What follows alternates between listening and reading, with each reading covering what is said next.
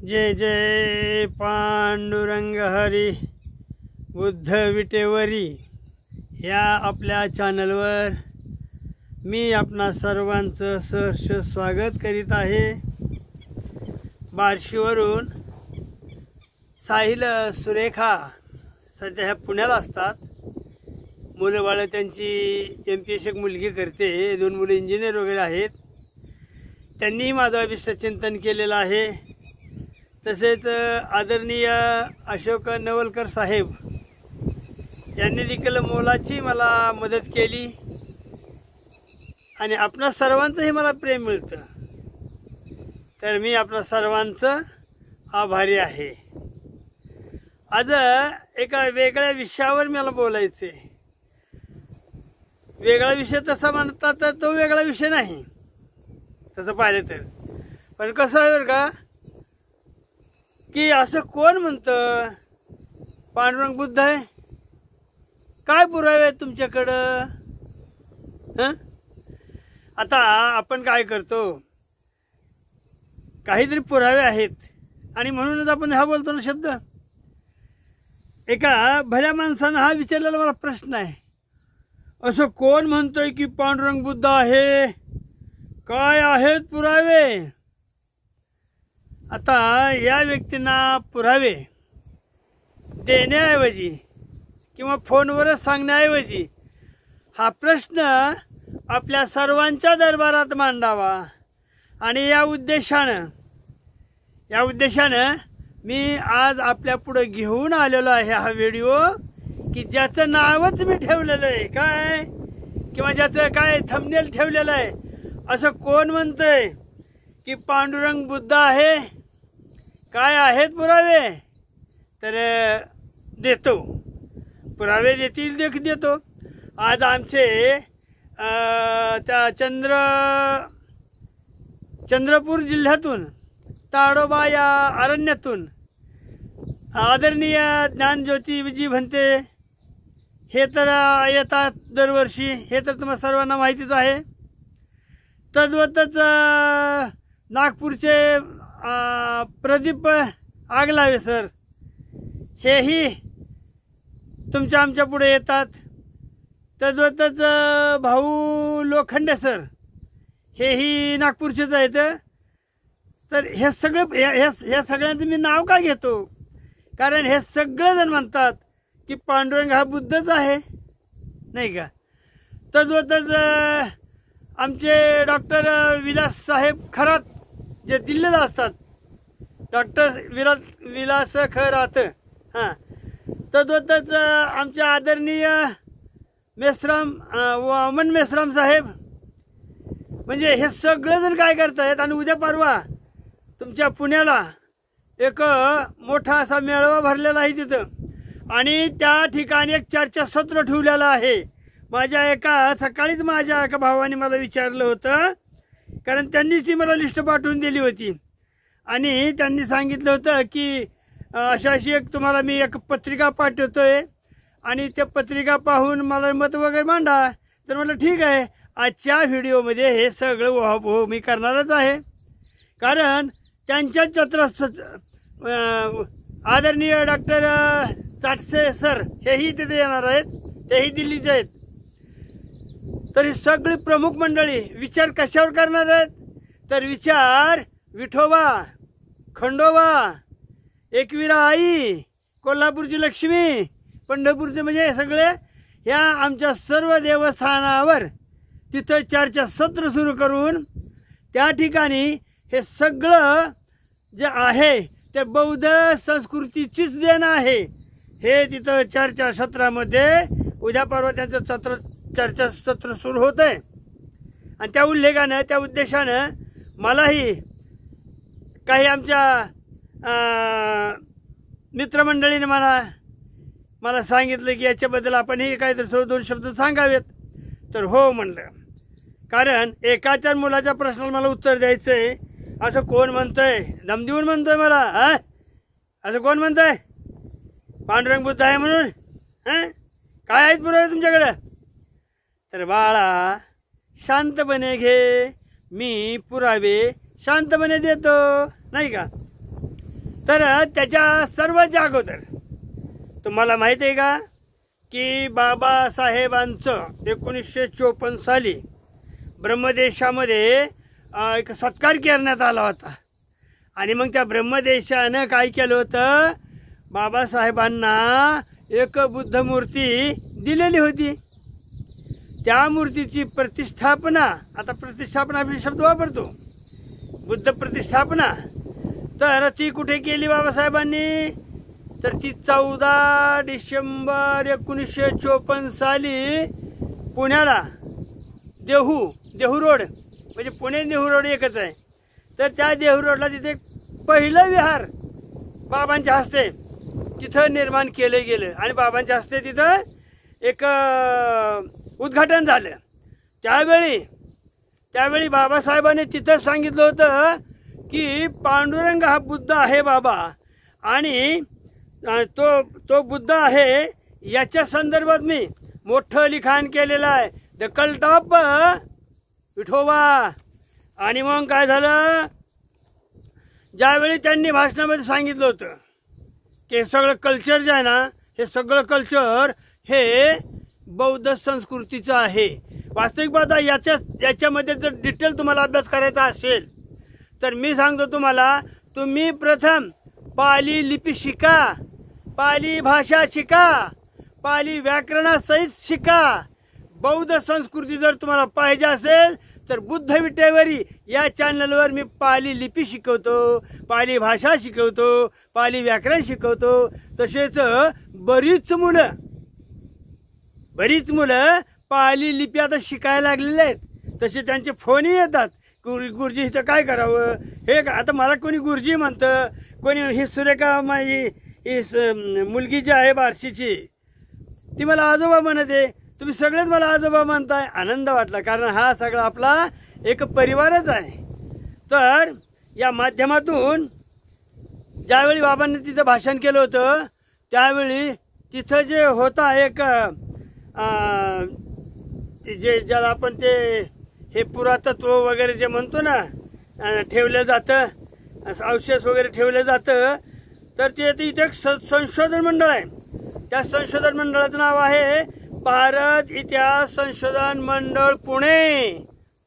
आणि या ठिकाणी काय केलं होतं की बाबांनी जो ग्रंथ लिहिला होता हू वेअर्स द पांडुरंग आहे, हे पत्रिका वाचून दाखवलेली होती, लिहून दाखवलेली होती. आणि त्याच्या अनुषंगानं आदरणीय विलास खरात सर यांनी याच्यावर चांगलं भाष्य केलेलं आहे. वास्तविक पाहता त्या भाषाचंच मी तुम्हाला एक इथं ओहापोह करीत आहे, कारण त्या ठिकाणी दिलेल्या भाषणात बाबासाहेब काय म्हणाले होते, Pandurang was none other than Buddha. आणि मग मिरची लागली, कुणाला मिरची लागली, तर लागली ती लक्ष्मण शास्त्री, ज्याला तुम्ही तर्कतीर्थ म्हणता असे महोदय. आणि मग यांचा एक लेख लिहिला दुसऱ्या दिवशी पेपरामध्ये, वर्तमानपत्रात लेख आला की संपले, भीमराव आंबेडकरांचा अवतार कार्य संपलं. हे माझे शब्द आहेत असं प्रमुख म्हणू नका, आदरणीय विलास सरांचे शब्द आहेत.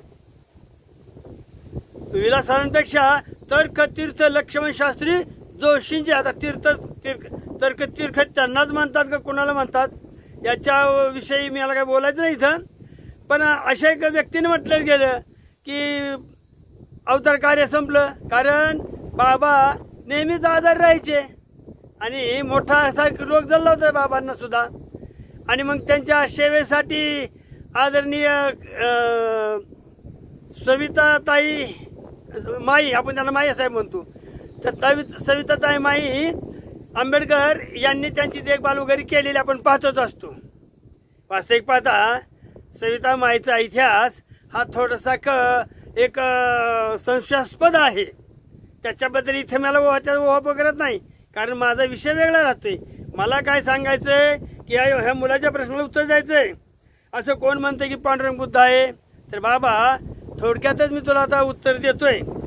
आणि ते उत्तर असं आहे की बाबासाहेब म्हणाले होते, मी जरी आपला एक हे वेळ जरी एक 10-15 मिनिटाचा जरी झाला या तरी 15 मिनिटापेक्षा जर झालंच तर मोबाईल चालला तर ठीकच आहे. कारण आदरणीय नवलकर साहेबांनी मला फार मोठी दक्षिणा दिली. दक्षिणा म्हणतो मी, धम्मदान म्हणा हवंय तर. आणि मला त्यांनी विनंती सांगितलं, विनंती नव्हे, त्यांनी मला आदेश दिला की गुरुजी तुमचं अर्ध्या तासापेक्षा जास्त प्रवचन झालं पाहिजे. आणि म्हणून त्यांनी मला भरपूर पैसे दिले मोबाईल खरेदी करण्यासाठी.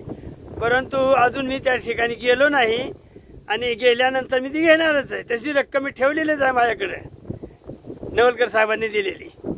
तर या ठिकाणी मला हे सांगायचंय की काय म्हणाले होते बाबासाहेबांच्या संदर्भामध्ये.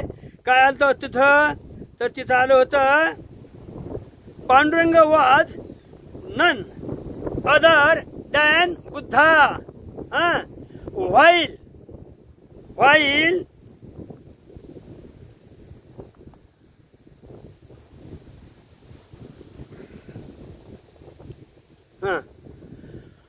while unveiling an image of Buddha in a newly constructed Buddha Vihar at Dehu Road near Pune. याचा अर्थ सांगतो की Pandurang was none other than Buddha. Pandurang हा दुसरा तिसरा कोणी नसून तो बुद्ध आहे. while unveiling an image प्रतिमा of Buddha in newly constructed Buddha Vihar at Dehu road near Poona. पुण्याजवळ देहूजवळ जे नवीन कन्स्ट्रक्टेड झालेलं आहे, नवीन बांधकाम झालेलं आहे. कन्स्ट्रक्टेड म्हणजे बांधकाम. तर ते कशा संदर्भात आहे, तर ते आहे बुद्ध न्यूली कन्स्ट्रक्टेड बुद्ध विहाराचं. पुढं काय म्हणतायत,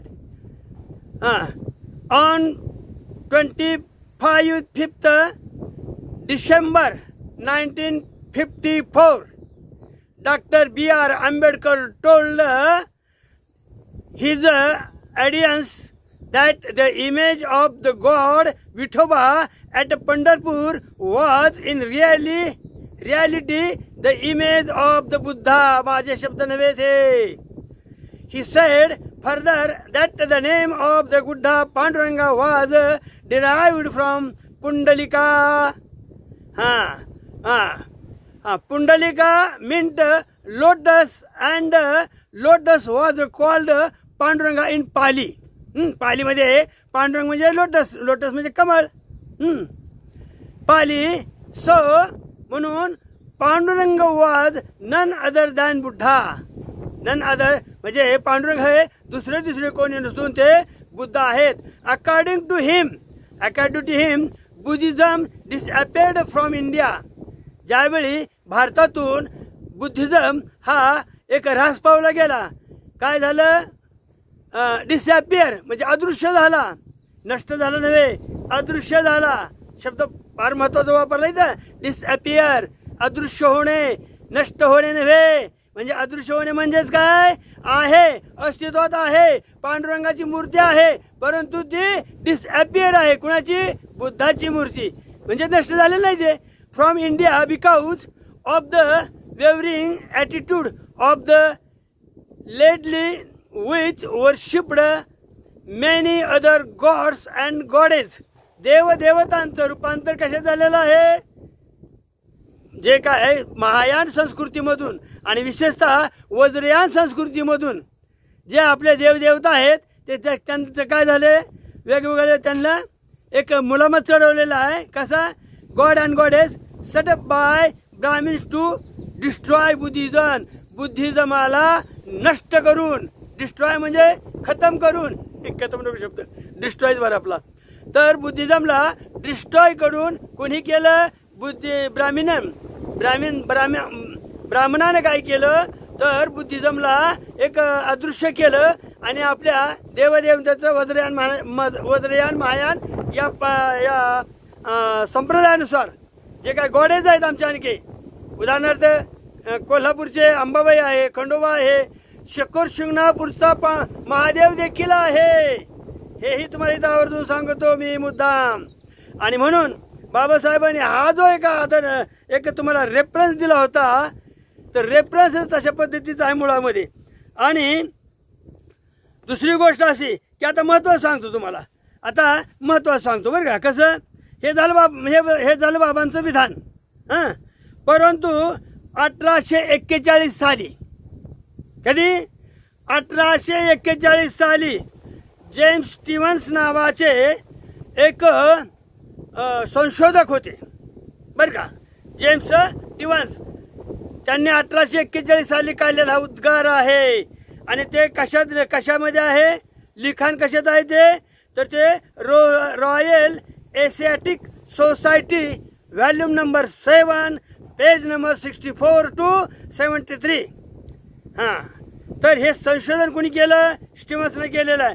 आणि मग स्टीव्हन्सनं काय केलं माहिती आहे का तुम्हाला, तर स्टीव्हन्सनं काय केलं, महावंश ग्रंथाचा आधार घेतला. महावंश हा ग्रंथ आहे त्रिपिटकेमध्ये, महावंश आहे, दीपवंश आहे, अनेक आहेत तसे.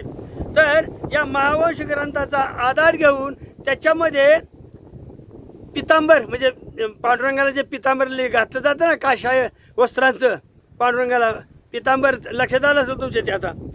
तर ते पितांबरचा उल्लेख केलेला आहे त्यांनी. आणि त्यांनी काय केलं की वारकऱ्यांचा जो ध्वजा आहे, भगवा आहे, भगवान, भग म्हणजे दुःख, वाण म्हणजे नष्ट करणे, भगवान म्हणजे दुःख नष्ट करणारा, अशी एकच व्यक्ती की जी कासाय वस्त्र धारण करते. आज आपले बौद्ध भिक्खू जर पाहिलं तुम्ही तर हेही कासाय वस्त्र धारण केलेलं असतं त्यांनी. आणि या महावंशामध्ये एक शब्द आलेला आहे, तसे तर शब्द भरपूर आहेत. काय तिथं आहे की सुशुद्ध संबुद्ध, सुशुद्ध संबुद्ध. आता संबुद्ध हा शब्द प्रत्येक ओळीमध्येच आहे, त्याच्यामुळे एवढं काय. परंतु एक 14व्या-15व्या शतकामध्ये भक्तिविजय नावाचा एक ग्रंथ आहे, हिंदू मायथॉलॉजी. तर त्या ग्रंथामध्ये देखील बुद्धाचं वर्णन शुद्ध बुद्ध आलेलं आहे. आणि म्हणून आमच्या नामदेवापासून ते तुकाराम महाराजांपर्यंत जेवढे बी काही संत आहेत, त्यांच्या संतांच्या अभंगामध्ये शुद्ध बुद्ध हा शब्द वापरलेला आपल्याला आढळतो. आता शुद्ध बुद्ध याचा अर्थ सांगतो तुम्हाला, जोपर्यंत चालतं ना की असे तर बोलतो. तर शुद्ध बुद्ध म्हणजे काय, तर बाबासाहेबांना एका माणसाने प्रश्न विचारला होता, कधी 14 ऑक्टोबर 1956च्या आदल्या दिवशी, उद्याच्याला बाबासाहेब धम्मदीक्षा घेणार आहेत नागपूरला. आणि म्हणून पत्रकारांनी काय केलं, त्यांना विचारलं की बाबासाहेब तुम्ही कोणत्या यानात बसणार, कारण किती यानं होती माहिती तुम्हाला. हां, पहिलं यान हिनयान, महायान, महायानाच्या पुढं वज्रयान, तंत्रज्ञान, सहजयान, असे भरपूर यान 18 प्रकार आहेत. 18 हो 18 प्रकार आहेत. मग बाबांनी काय म्हणाले, नको मला कोणाच्याच यानात बसायचं नाही, मला काय करायचं आहे, मला महायानाचे हिनयान, महायान, तंत्रयान, मंत्रयान, संत्रयान, काय असेल ते यान, सहजयान, वज्रयान, मला कुठल्याच यानामध्ये नको आहे, मला पाहिजे शुद्ध बुद्ध. हां, कुणीही वापरले शब्द, हे सकल संतांनी वापरलेले शब्द आहेत ते, शुद्ध आणि बुद्ध. शुद्ध बुद्ध हे बाबांचे उच्चार आहेत. आणि म्हणून कुठल्याही यानामध्ये न बसता बाबांनी एक शुद्ध बुद्ध धर्म तुम्हा आम्हाला 14 ऑक्टोबर 1956ला दिला. लक्षात आलं का. तर तो शुद्ध बुद्ध आहे. वास्तविक पाहता यंत्रयान, संत्रयान हे जे यानं आहेत ना बाकीचे, त्याच्यापेक्षा त्याच्यातूनच सार काढून जे शुद्ध असेल तो बुद्ध बाबाने अवधारण केला. आणि असा शुद्ध बुद्ध जो वारकरी संप्रदायाचा बुद्ध शुद्ध बुद्ध आहे. आणि जे तुमच्या महावंश ग्रंथामध्ये आणि भक्तिविजय या ग्रंथामध्ये जो शब्द वापरलेला आहे, तो शब्दच इथं बाबांनी काय केलं आपल्यासाठी दिलेला आहे. पण तुम्ही आम्ही काय केलं, त्यांच्या त्या यान, नवयान हा शब्द टाकला. बाबांना हे मान्य नव्हतं नवयान वगैरे, पण तुम्ही आम्ही आमच्या सोयीसाठी केला. हां, आता हा झाला जेम्स स्टीव्हन्सचा पुरावा 1841 सालचा. त्याच्यापेक्षाही भक्कम पुरावा देतोय देवाने, हे माझं टिकाव पांडुरंगानं. तर तो पुरावा असा आहे की भारतामध्ये कलिंगहम, लॉर्ड जनरल कलिंगहम या नावाचे फार मोठे पुरातत्व खात्याचे प्रमुख होते. आणि तुम्हाला सांगतो, आम्हाला बुद्ध जो ओळखू दिला तो जेम्स प्रिन्सेप आणि कलिंगहम याच्यामुळे आम्हाला बुद्ध मिळाला. कारण या दोन महान व्यक्तींनी, मी तर त्यांना बोधिसत्व म्हणतो, तर ह्या दोन महान व्यक्तींनी काय केलं, बुद्धाची ओळख जेम्स प्रिन्सेप साहेबांनी तर काय केलं, पाली लिपी वाचली. तोपर्यंत पाली लिपी कुणाला येत नव्हती. आणि म्हणूनच माझी तळमाळ असते की बाळांनो, तुम्ही पाली लिपी शिका. तुम्हाला शिकवायला हा म्हातारा खंबीर आहे ना, नाही का. मग त्या जेम्स प्रिन्सेपनं काय केलं, तर जेम्स प्रिन्सेपनं जवळजवळ 1858 साली, लक्षात घ्या, साल लिहून घेत जावा. तुम्हाला 1000 वेळा सांगत असतो मी ज्यावेळी बोलतो तुम्ही थातरू बोलत नाही. पॉईंट्स लिहून घेत जावा, वहीवर लिहून घेत जावा, दिनांक तिथी काय सांगताय म्हातारं काय नाही, तर ते जरा लिहून घेत जावा अशी मी विनंती करतो. आणि जे पुढे ढकलणार आहेत ना, अशा लोकांनी माझा TV कधीच पाहू नका, माझा कार्यक्रम कधीच पाहू नका. जे पुढे ढकलणारे ढकलस्टार्ट आहेत ते. विशेष म्हणजे तुम्ही बुद्ध विटेवरी या आपल्या चॅनलला सबस्क्राईब करून जास्तीत जास्त लोकांपर्यंत गेला पाहिजे, शेअर झाला पाहिजे.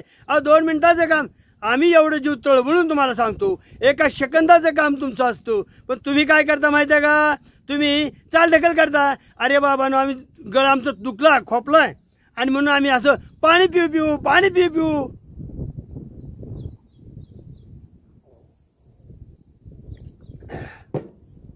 गळा फोडून सांगत असतो.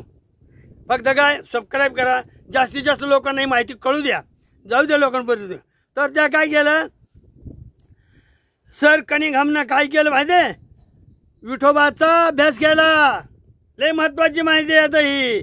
विठोबाचा अभ्यास केला आणि अभ्यास करून त्यांनी काय सांगितलं की त्यांचं जे लिहिलेलं आहे एक स्तूपाच्या संदर्भामध्ये, तर स्तूपाच्या संदर्भामध्ये काय लिहिलं त्यांनी, काय सांगतात, तर त्याचं वर्णन आलेलं आहे आपल्या सर कनिंगहमच्या पुस्तकामध्ये.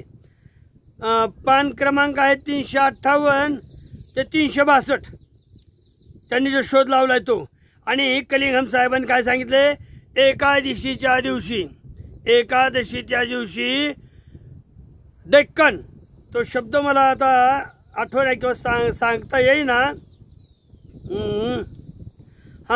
आहे तो शब्द बघा इथं, बुद्धिस्ट वैष्णवा और विठ्ठला ऑफ डेक्कन, याच्यावर त्यांनी काय संशोधन केलं आहे. आणि तेही भारत इतिहास संशोधन मंडळ कोणत्यावरचं होतं. तर सर कनिंगहम यांनी त्या ठिकाणी स्तूप आहे म्हणून सांगितलेलं आहे. आता घ्या ऐकून चांगलं, त्या ठिकाणी पंढरपूरला स्तूप आहे आणि त्या स्तूपाच्या भोवताली परिक्रमा करतात लोक आषाढी पौर्णिमेपर्यंत. आषाढी एकादशीला वारी भरते आणि या वारीमध्ये महाराष्ट्रातून नव्हे तर बाहेरच्या राज्यातून देखील आणि आता तर काय परदेशातून देखील लोक तिथं येतात. वारकरी असतात, ते त्यांच्या हातामध्ये भगवा झेंडा असतो, भगवा पताका असतो. ती पताके घेऊन लोक पंढरीला येतात आषाढ महिन्यामध्ये एकादशीला. हे माझं वर्णन मी सांगत नाही माझ्या मनाचं. हे कोण म्हणतंय, सर कनिंगहम. कधी म्हणतात, 1858 साली. आणि त्यांच्या लिखाणामध्ये आहे, ते लिखाण कोणतं आहे, पेज नंबर 358 ते 362 पेज नंबर आहे त्यांचा. काही माझं चुकत असेल तरी या सणावळ्या फिरवळ्यामध्ये जर थोडंसं होत असतं. तर त्यांनी आपल्या त्या लिखाणामध्ये हे वर्णन केलेलं आहे पंढरीच्या पांडुरंगाचं, की त्या ठिकाणी वारकरी येतात आणि ते दक्षिण डेक्कन इंडिया, काय डेक्कन ते काय विठ्ठल ऑफ डेक्कन म्हणजे दक्षिण, डेक्कन म्हणजे दक्षिण. तर दक्षिण मध्ये भीमा नदीच्या तीरी एक विहार आहे, एक स्तूप आहे. हे माझे शब्द नाहीत, तर हे आहेत सर कनिंगहम यांचे. आणि तो स्तूप आजपर्यंत कुणालाही माहित नाही, कुठेच तो स्तूप. पंढरीमध्ये पांडुरंगाच्या तिथं आता आमच्या हजारो वारकरी जातात, पंढरीच्या पांडुरंगाकडे हजारो वारकरी जातात. कधी कोणीतरी त्या स्तूपाला भेट दिली का? स्तूप जर काही साधा नाही, घेर त्याचा आहे जवळजवळ 250 फुटाचा. हो, मी पाऊल टाकून मोजून घेतला, पावलं टाकून बरं का, तुम्ही म्हणताल फुटपट्टी टाकली करण्याचं नव्हे. तर स्तूप माझी एक विनंती राहील आता आमच्या ज्ञानज्योती भंतेजींना आणि आमच्या सर्व वारकरी बांधवांना आणि आमच्या सर्व बुद्धिझम बंधू भगिनींना आणि माझे वारकरी, कारण तुम्ही सगळेच बुद्धिझम आहेत बाबा. तुम्ही 18 पगडचे आहेत ना सगळे, मराठा असू द्या, जेवढे कोणी आहेत आपल्या 6000 जाती आहेत आपल्या एक अर्थाने वे. परीड, कुंभार, न्हावी, सुतार, लवार, काय काय काय काय काय काय मार, मांग, चांबार, ढोर वगैरे वगैरे वगैरे अशा आपल्या 6000 जाती आहेत त्या बारीक मोठ्या काढल्यात आहे बरं का. तर ह्या सगळ्या जाती ब्राह्मण सोडून सगळे तिथं बुद्धिस्ट आहेत. काही बुद्ध बी आहेत, काही ब्राह्मण बुद्धालाही शरण गेलेले आहेत, म्हणजे बुद्धिझम सुद्धा ते झालेले आहेत. परंतु मला महत्वाचं सांगायचं इथं की या सगळ्या जाती धर्माचा हा जो माझा नटलेला पांडुरंग आहे, विठ्ठल आहे.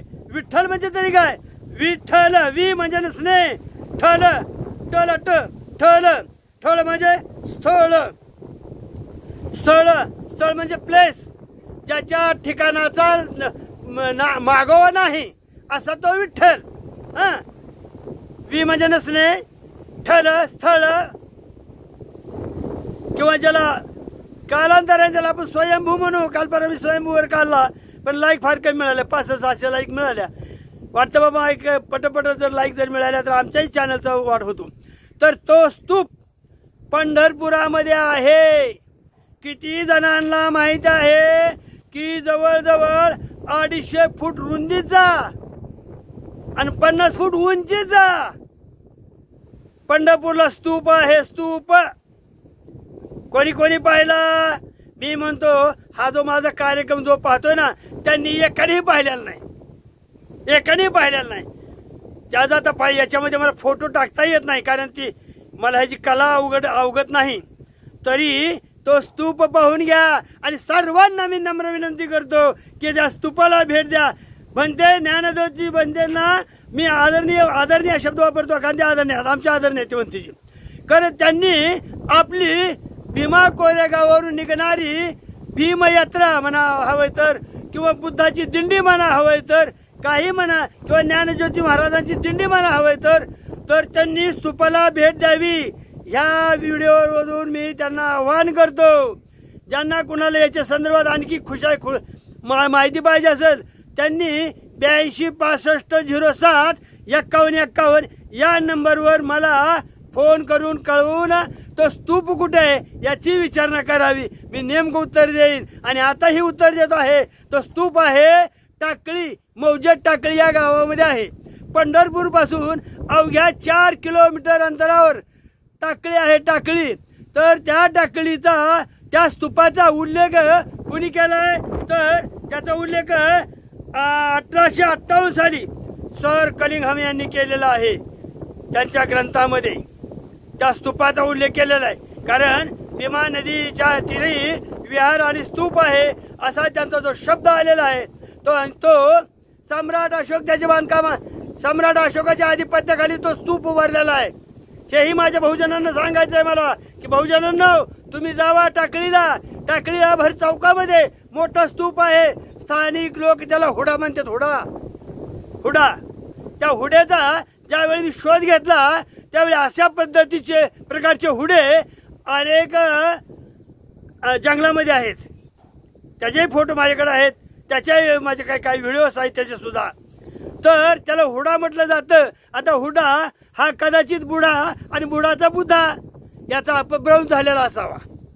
कारण आता आपण काय सरळ काय म्हणतो बुद्ध, इंग्रजी उच्चार काय करतो बुद्धा, मग बुद्धाचं बुडाचं पुन्हा अपभ्रंश होऊन खुडा, अशा पद्धतीचं त्याचा अपभ्रंश होऊन आज मी त्याला हुडा म्हणतात. टाकळी हे गाव पंढरपूर पासून अवघ्या 4 किलोमीटरवर आहे. आता पंढरपूर ती हुडा एकच झाले. पंढरपूर त्या टाकळीच्या पलीकडे पंढरपूर आता पसरले गेले.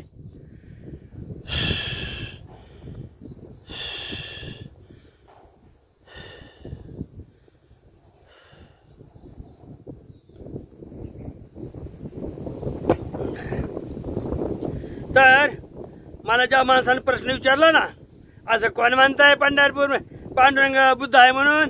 काय पुरावे तुमचे? बाबा मी तुम्हाला सर कनिंघमचा 1858 सालचा पुरावा दिला, तद्वतच तुम्हाला मी स्टेफन जोन्सचा 1841 सालचा पुरावा दिलाय आणि आज मी तिला पुरावा देतोय. तो धडधडीत पुरावा आहे. त्या टाकळीमध्ये जाऊन पहा, त्या हुडाचं दर्शन घ्या.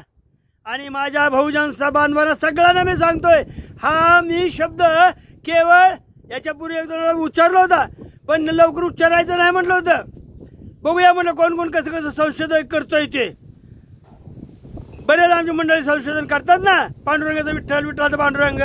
आणि म्हणून ह्या लोकांना हिंमत होते, कारण तुम्ही पुरावे देत नाहीत रे बाबा. हो, आता आमचे आगलावे सर असतील, प्रदीप आगलावे सर असतील, आमचे भाऊ लोखंडे सर, आता ते गेले, भाऊ आपल्यात नाहीत.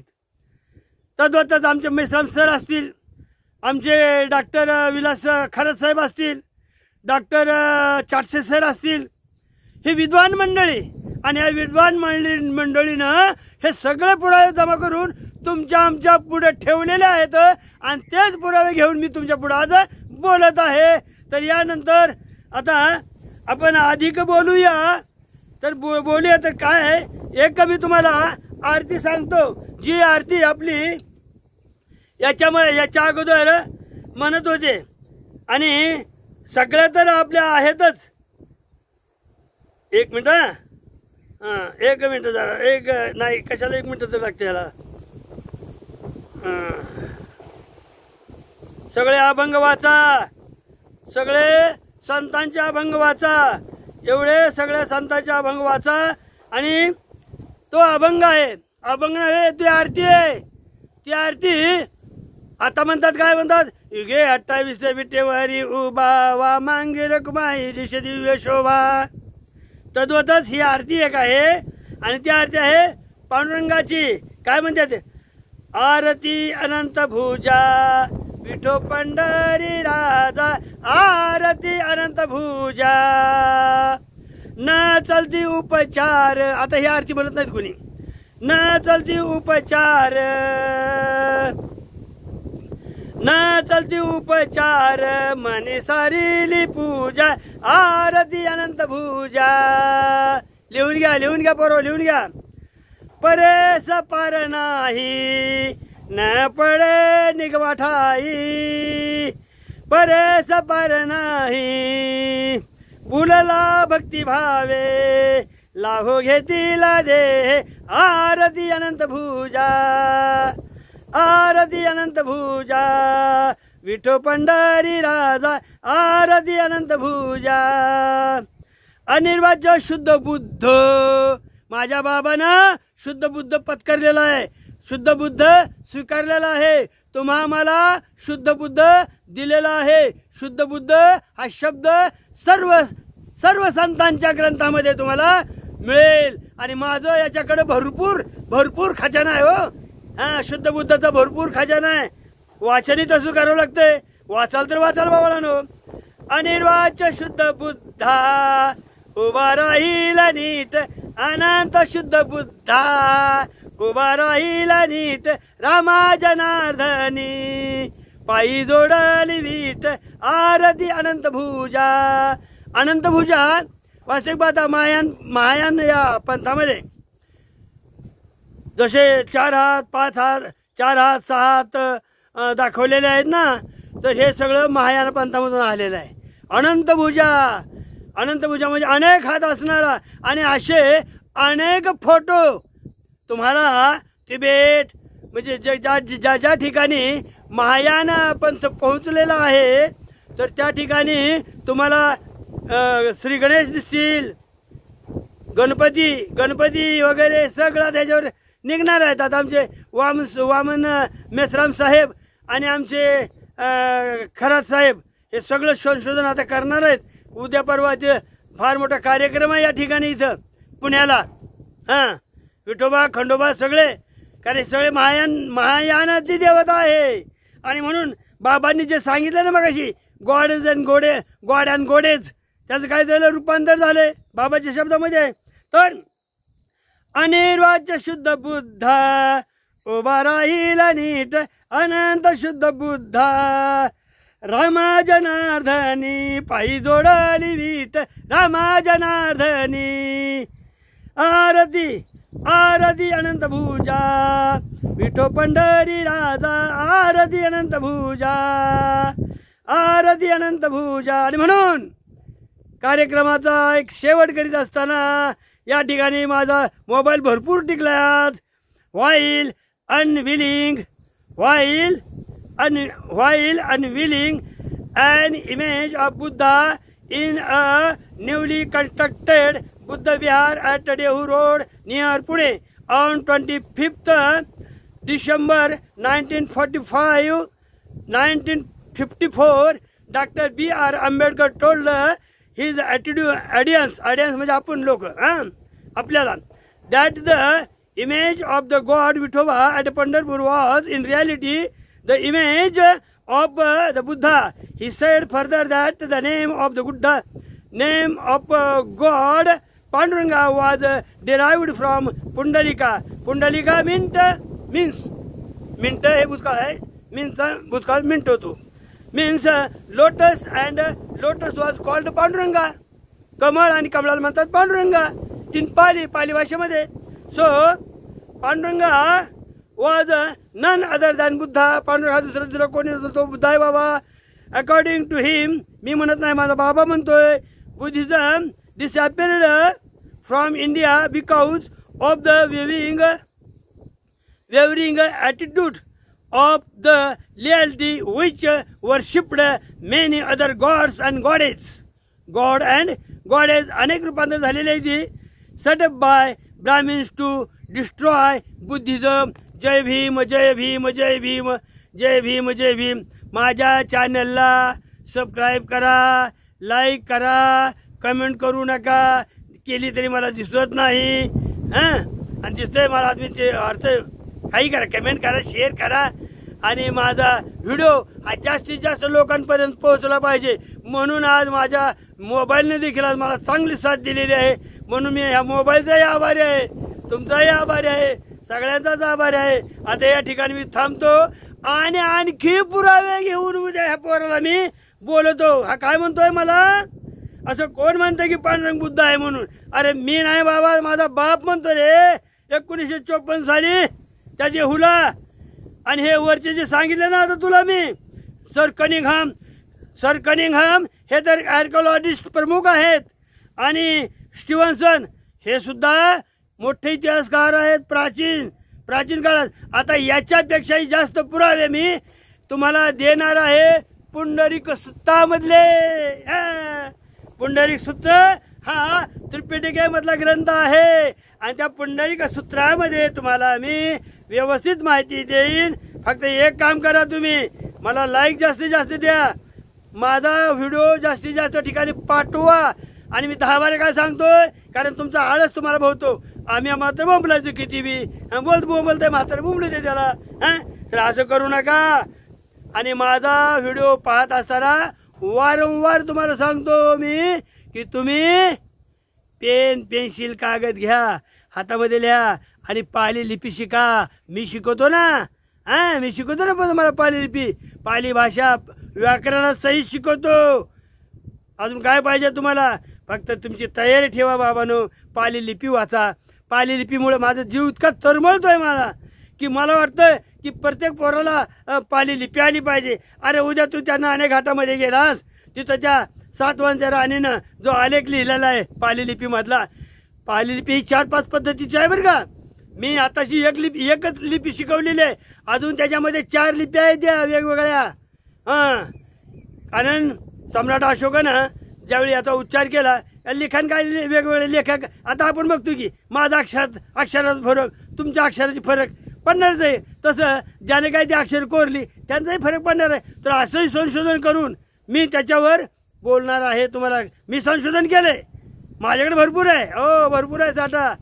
भगवान बुद्धाच्या आशीर्वादानं आणि पंढरीच्या पांडुरंगाच्या आशीर्वादानं भरपूर अभ्यास आहे. बरं, रजा घेतो. नमो बुद्धाय. जय भीम जय भीम जय भीम.